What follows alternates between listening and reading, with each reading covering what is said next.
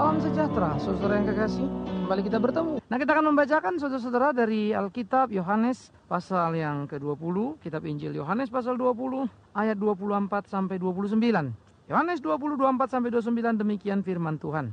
Tetapi Thomas, seorang dari ke-12 murid itu yang disebut Dinimus, tidak ada bersama mereka ketika Yesus datang ke situ. Maka kata murid-murid yang lain itu kepadanya, "Kami telah melihat Tuhan." Tetapi Thomas berkata kepada mereka, "Sebelum aku melihat bekas paku pada tangannya, dan sebelum aku mencucukkan jariku ke dalam bekas paku itu, dan mencucukkan tanganku ke dalam lambungnya, sekali-kali aku tidak akan percaya." 8 hari kemudian, murid-murid Yesus berada kembali dalam rumah itu, dan Thomas bersama-sama dengan mereka. Sementara pintu terkunci, Yesus datang dan berdiri di tengah-tengah mereka dan berkata, "Damai sejahtera bagimu." Kemudian dia berkata kepada Thomas, "Taruhlah jarimu di sini dan lihatlah tanganku. Ulurkanlah tanganmu dan cucukkanlah ke dalam lambungku, dan jangan engkau tidak percaya lagi, melainkan percayalah." Thomas menjawab dia, "Iya Tuhanku dan Allahku." Kata Yesus kepadanya, "Karena engkau telah melihat aku, maka engkau percaya. Berbahagialah mereka yang tidak melihat, namun percaya." Saudara, ini ayat merupakan ayat yang penting yang untuk kita pikirkan bersama-sama.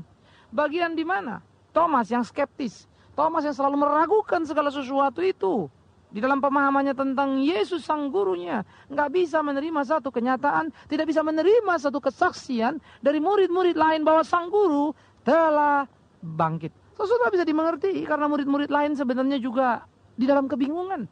Sehingga bagaimana ketika dia menyatakan diri kepada orang di dalam perjalanan, bagaimana dia juga menyatakan diri kepada murid-murid di pinggir danau Tiberias, maka semuanya memberikan pengertian-pengertian yang jelas kepada kita.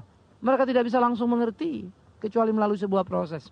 Sebelum Yesus naik ke surga, saudara, tenggang waktu antara kebangkitan dan kenaikan, dia menampakkan diri untuk meneguhkan, menjelaskan bahwa kebangkitannya adalah sesuatu yang aktual. Nah, ini penting untuk menggenapi apa yang dikerjakan Tuhan Yesus. Nah, tetapi saudara, menjadi sangat menarik. Sesudah Yesus naik ke surga, cerita sudah menjadi lain. Nggak ada lagi kita bertemu cerita bagaimana dia menampakkan diri, kecuali kepada beberapa hal, yaitu yang menyangkut pertobatan. Seperti kepada Saulus yang kemudian menjadi Paulus. Itu pun yang dia lihat sinar. Nggak jelas apa yang dia lihat, saudara. Hanya sinar. Nah, sekarang mari kita pikirkan baik-baik. Di dalam apa yang sedang terjadi, beberapa waktu lalu saya mendengar cerita, katanya Yesus menampakkan diri di Ambon. Lalu kurang lebih 2 minggu lalu ini, om saya cerita bahwa Yesus menampakkan diri di Irian Jaya, di Jayapura. Ramai orang berkumpul. Itu malah di perapatan jalan, saudara. Begitu ya. Lalu yang ketiga, kita mendengar juga di Jakarta, di Keramat 5. Lalu banyak orang bertanya, gimana ini? Saudara, siang, malam, orang datang ke sana terus mau melihat, rasa penasaran. Saya datang ke sana juga, iya. Tanggal 16 malam saya ada di sana melihat. Saya lihat, enggak tahu apa yang saya dilihat orang. Saya tidak ngerti, ada yang bilang lihat ini, lihat itu. Nah, saya cuma memperhatikan justru orang-orang yang melihat. Bagaimana mereka melihat? Apa komentar mereka? Saya hanya tertegun, setengah sedih juga, saudara. Karena berbagai komen begitu luar biasanya, yang saling menceritakan luar biasanya. Ada orang bercerita begitu semangatnya. Wah, begini. Lalu ada yang nyeletuk. Wah, jadi Bapak ngelihat? Jawabannya saudara tahu? Oh enggak, saya nggak ngelihat. Lalu Bapak tahu dari mana? Lalu dia bilang, oh teman saya yang lihat. Saya ada di situ tapi nggak bisa lihat, teman saya yang lihat. Nah, temannya yang lihat, dia nggak ngelihat, tapi dia menjadi juru ceritanya, saudara. Nah, ini cuma satu bentuk-bentuk saja, ada macam-macam keanekaragaman. Lalu apa yang mau kita belajar, saudara? Pertama yang perlu kita ketahui bahwa memang Yesus bisa dilihat, bisa tidak dilihat. Dalam pengertian apa? Waktu Yesus datang kepada Thomas, Thomas menjadi percaya kenapa? Karena melihat Yesus. Tetapi yang menarik, Yesus berkata, berbahagialah mereka yang percaya sekalipun mereka tidak melihat. Saudaraku, sesudah Yesus bangkit memang menimbulkan perdebatan karena kesulitan memahami. Betulkah sang guru itu bangkit? Oleh karena itu Thomas yang tidak ada bersama-sama dengan murid di dalam pertemuan yang pertama tentu tidak bisa menerima realita itu. Karena kebangkitan adalah merupakan sesuatu yang tidak pernah terbayangkan. Kebangkitan dari orang yang menjanjikan itu sangat berbeda dengan kebangkitan Lazarus yang dibangkitkan oleh Tuhan Yesus. Lalu Yesus siapa yang bangkitkan? Enggak ada. Jikalau yang mampu membangkitkan orang mati, yang bernama Yesus yang bisa membangkitkan Lazarus, sudah mati, siapa yang bisa membangkitkan dia? Pusat kebanggaan itu, pusat kekuatan itu, pusat kepopuleran itu, pusat kehebatan itu, sudah mati. Nah, oleh karena itu, Thomas yang skeptis, Thomas yang selalu meragukan segala sesuatu, Thomas yang kemudian juga menjadi seorang yang rasional, lalu berkata, mana mungkin? Saudara-saudara, pada waktu mereka kumpul kembali dan Thomas ada di sana, Yesus datang. Alkitab langsung menunjukkan bagaimana Yesus langsung berkata kepada Thomas, Thomas, taruhlah jarimu ke sini dan lihat tanganku. Ulurkanlah tanganmu dan cucukkanlah ke dalam lambungku. Dan jangan engkau tidak percaya lagi, melainkan percayalah. Ayat 27. Saudara, pada waktu kalimat itu diucapkan, artinya Yesus tahu apa yang menjadi pergumulan Thomas. Yesus tahu apa yang menjadi keraguan Thomas. Tetapi yang hebat, saudara, Yesus tidak marah. Memang Yesus tidak membentak. Dia memberikan Thomas untuk membuktikan itu. Mana jarimu? Mana tanganmu? Apa yang kau tanyakan? Apa yang kau ragukan? Lakukanlah. Hanya satu yang perlu, Thomas. Jangan lagi tidak percaya, tetapi percayalah. Saudaraku yang kekasih, seluruh keraguan Thomas digugurkan oleh satu pembuktian yang aktual dari Tuhan Yesus. Itulah yang terjadi di masa transisi antara kebangkitan Yesus dengan kenaikan dia ke sorga. Yesus masih tampak dan dikenali oleh murid-muridnya, saudaraku. Murid-murid tahu itu Yesus, karena memang mereka sudah mengenal Yesus sebelumnya. Hanya memang sesudah Yesus bangkit, mereka tidak langsung mampu mengenalinya. Kecuali disebutkan oleh Alkitab, Roh Kuduslah yang menolong mereka. Tiba-tiba mata mereka dibukakan, lalu sadarlah mereka, itu Yesus. Ada sesuatu yang luar biasa, tubuh kebangkitan itu, sehingga tidak langsung bisa dikenal. Tetapi menjadi penting bagi kita dalam renungan kita pagi hari ini, saudara. Yesus bangkit, iya. Thomas bertemu, iya. Apakah kemudian Thomas menaruhkan jarinya ke tangan Yesus yang berlubang itu? Atau menaruh tangannya kepada lambung Yesus? Begitu dia melihat, dia kaget setengah mati. Ini persis seperti mimpi di siang bolong yang tidak pernah terbayangkan. Itu sebab dia mengatakan, ya Tuhanku dan Allahku. Ini menarik sekali, saudaraku. Pengakuan yang sangat mendalam yang mengakui dan menyebut Yesus sebagai Tuhan dan Allahku. Pengakuan yang sangat meninggikan Yesus. Ia tidak menyebut ya guruku, rabiku, tetapi memakai kata ya Allahku dan Tuhanku.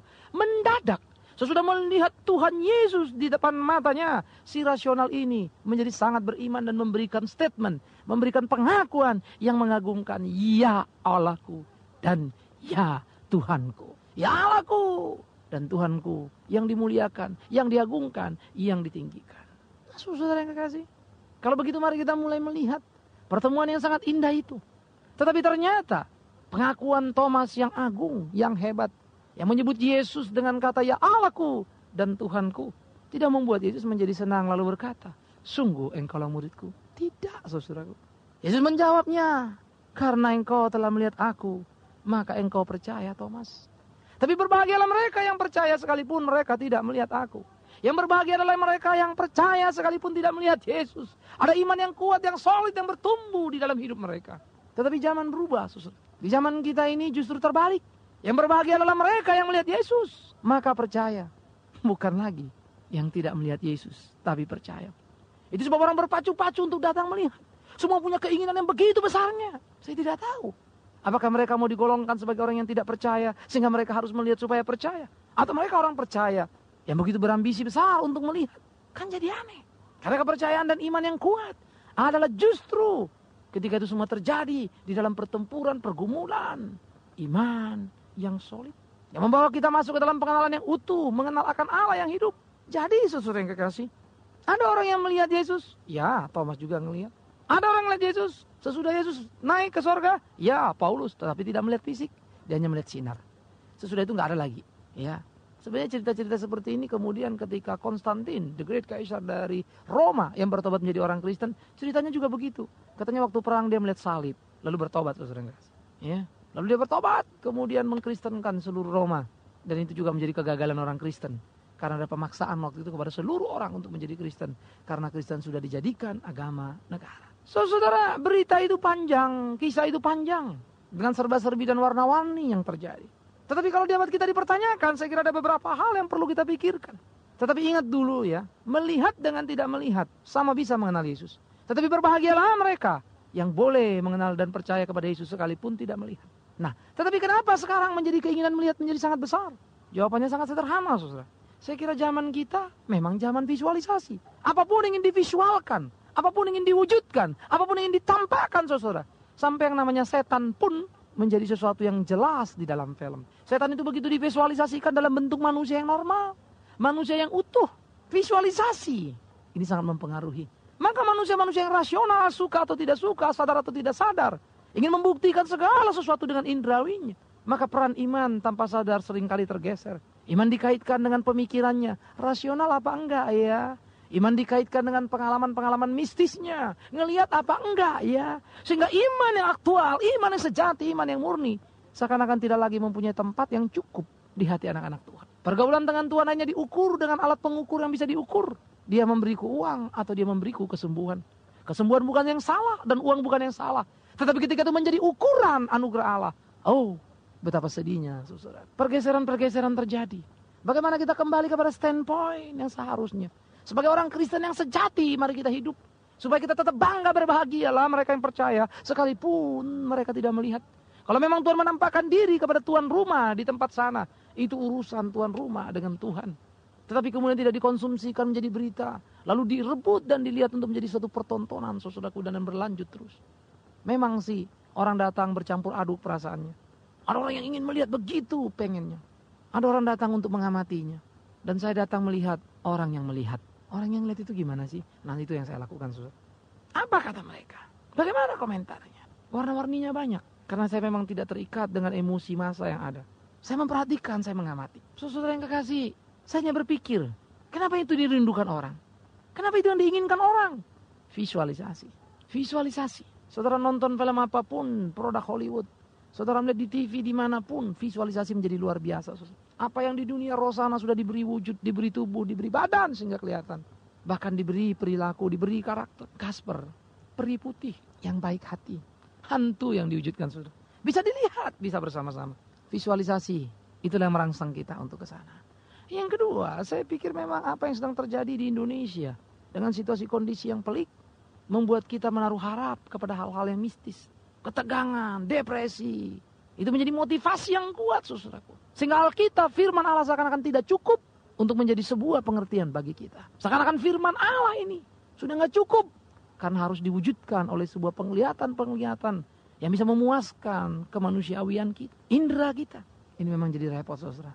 Sehingga Alkitab perlu tambahan. Kan jadi bahaya. Kepahitan, kepedihan memang menyakitkan kita. Tetapi mau datang kepada Tuhan bukan berarti visualisasi. Bukan berarti pemaksaan hal-hal yang mistis. Gejala-gejala indrawi yang kita harapkan. Iman sejati kan gak begitu, saudaraku. Oleh karena itu kalau ada gambar, ya adalah. Anda pun tidak perlu terlalu ekstrim mengatakan, itu bohong. Karena bisa ya kok. Tapi Anda pun tidak perlu mengangkat-angkat dan berkata, oh Tuhan datang. Karena bisa tidak kok. Itu sangat personal, saudaraku. Sangat personal, biarkanlah masing-masing. Maka yang berkata, aku melihat, biar mereka bertanggung jawab dengan kalimat mereka. Tapi saya tidak melihat, tidak perlu kecewa. Karena kalau Anda tidak melihat tetap percaya, itu yang luar biasa. Kok jadi malah menghina diri, kan aneh kan? Nah, karena itu saudara, ini menjadi penting untuk kita pikirkan di dalam hidup kita. Supaya kita tidak terbawa kepada suatu emosional yang tidak pas. Tren-tren yang tidak pas. Yang ada justru menjauhkan kita dari kekristenan yang sejati. Bukan malah mendekatkan. Yang ketiga, saudara, saya pikir menjadi penting di tengah-tengah gelombang seperti itu. Jangan justru disahkan, diabsahkan dengan berbagai hal yang kita buat. Ada juga kemarin saya dengar ada persekutuan katanya atau apa begitu. Mau membuat kebaktian di tempat itu. Mau bersyukur lah. Ini kadang-kadang jadi lucu, saudara. Apa kita mesti bikin bersyukur karena ada begitu? Lalu tidak lagi mampu bersyukur karena ada orang mati. Tidak lagi mampu bersyukur karena ada pertikaian. Tidak lagi mampu bersyukur karena ada penganiayaan. Bukankah Alkitab mengatakan mengucap syukurlah dalam segala hal, suka atau duka? Nggak makin jelas, saudara. Makin kemana ini Alkitab? Kita pun makin tidak ngerti lagi. Kemana pemahaman orang? Kita pun sudah nggak tahu lagi. Tetapi seperti saya bilang tadi, visualisasi itu memang menjadi tren dan kerinduan. Karena itu berhati-hatilah, saudara. Berjalanlah dengan iman yang teguh, yang utuh kepada Allahmu. Karena itu biarlah kita jangan seperti Thomas yang ngotot dan berkata, aku tidak percaya sebelum aku memasukkan jari tanganku, sebelum aku menaruh tanganku pada lambungnya. Tapi biarlah kita berkata, aku tetap percaya kepadamu ya Allah, dimanapun engkau berada. Yang terakhir, saudara, ada banyak orang yang mengatakan sudah melihat Yesus. Oh, saya melihat. Ya lalu saya tanya toh, yang you lihat yang Yesus kayak mana? Ya itu pakai di gambar Yesus maksudnya. Nah, saya kan cuma bilang, saudara, waduh ini repot, saya bilang. Lo kenapa? Karena itu gambarnya Leonardo da Vinci itu. Itu lukisan Leonardo da Vinci yang kemudian ditiru. Aslinya itu kok. Itu kan kira-kira 1800-an atau abad 19. Lah kalau gambar itu yang disebutkan jadi repot ini, saudara. Ya abad 18 Leonardo da Vinci. Nah kalau itu jadi ukurannya kan jadi repot sekali. Itu kan bukan gambar Yesus yang asli. Gambar ke-12 murid Yesus pun satu rekayasa. Berdasarkan karakter mereka dibikin garis mukanya begini. Bukan orang aslinya. Jadi kalau saudara melihat lalu lihatnya seperti itu, yaitu yang difoto, itu imajiner dari Leonardo da Vinci. Itu bukan wajah Yesus yang original. Enggak. Ini kan jadi repot. Ya saya sudah jelas-jelas loh menceritakan tentang Yesus. Nggak ada orang yang pengen ngeliat dia waktu dia disalib. Jadi kalau bilang disalib persis kayak digambar, jadi aneh lagi. Iya. Nah saya pikir kita perlu menguji diri masing-masing lah. Saya juga nggak berani bilang, pokoknya begini ya, susah lah begitu ya. Saya pikir saya mesti mengendalikan diri saya untuk tidak menghakimi. Tapi jangan melarang dan jangan tahan saya untuk menyatakan kebenaran. Itu saudara. Saya harap pun saudara begitu. Karena itu, kalau itu yang Anda lihat, itu kan jadi repot. Paulus nggak ngeliat wajah Yesus loh. Dia melihat sinar kemuliaan. Beda sekali. Tapi ada yang bilang, kami melihat sinar. Sinar apa? Sinar wajah Yesus yang bersinar. Ini campur aduk indah karuan. Hati-hatilah. Kadangkala penglihatan perlu dikerjakan oleh Tuhan. Untuk mereka yang ingin dimenangkannya. Yang hidup di tengah-tengah persimpangan. Yang imannya lemah. Tapi berbahagialah mereka. Yang saleh, yang kuat imannya. Karena Tuhan terus meneguhkan mereka. Di dalam perjalanan hidup mereka. Bukankah Ayub mengalami pergumulan pertumbuhan iman dengan Tuhan? Justru karena kepahitan realita hidup yang dihadapinya. Saudara. Indah sekali. Gak ada pun satu alasan yang membuat Ayub tetap percaya kepada Tuhan. Karena sudah kehilangan anak-anaknya, kehabisan harta bendanya, istri pergi, sakit penyakit datang pada dia. Tetapi di atas semua itu dia bersyukur. Iman saja. Saudara yang kekasih. Di dalam perjalanannya Paulus. Justru ketika dia melihat bagaimana dia mendengarkan suara Roh Kudus yang mengarahkan dia. Melarang dia untuk terus lalu belok ke tempat lain. Trennya lain sekali. Beda sekali. Yaitu tren zaman sekarang adalah pemuasan kita untuk apa yang kita lihat. Di zaman Alkitab lain. Untuk menyenangkan hati Tuhan. Bagaimana Tuhan mencegah umatnya untuk berjalan pergi ke sini dan seterusnya. Lain sekali. Saya sangat percaya saudara. Tuhan bisa pakai kasih dan kuasanya untuk menuntun membimbing kita dengan macam-macam cara. Saya sangat percaya. Tapi lebih dari cukup apa yang diajarkannya di dalam Alkitab. Dari semua peristiwa. Bahwa pada akhirnya berbahagialah mereka yang percaya. Sekalipun mereka tidak melihat. Amin. Mari kita berdoa saudara yang kekasih. Dan biarlah setiap peristiwa yang terjadi. Tapi saudara tetap bukan berpaku kepada itu. Tapi kepada kasih-Nya, tunjukkan buah di dalam hidupmu. Kita berdoa. Terima kasih Tuhan Yesus untuk apa yang boleh kami pikirkan, kami renungkan dari kepada kebenaran firman-Mu. Tolong pimpin tuntun kami dalam cinta kasih-Mu, supaya hidup seturut dengan kehendak-Mu. Bukan memuaskan apa yang kami inginkan, tapi memuaskan apa yang menjadi kehendak Tuhan dalam hidup ini. Mampukan kami berbuah dengan nyata. Mampukan kami menegakkan keadilan kebenaran di tengah-tengah kehidupan. Mampukan kami jujur, memuji, memuliakan nama Tuhan. Di dalam nama Yesus Kristus Tuhan kami. Biarlah itu menjadi buah-buah nyata dalam kehidupan kami. Terpujilah nama-Mu Tuhan. Amin.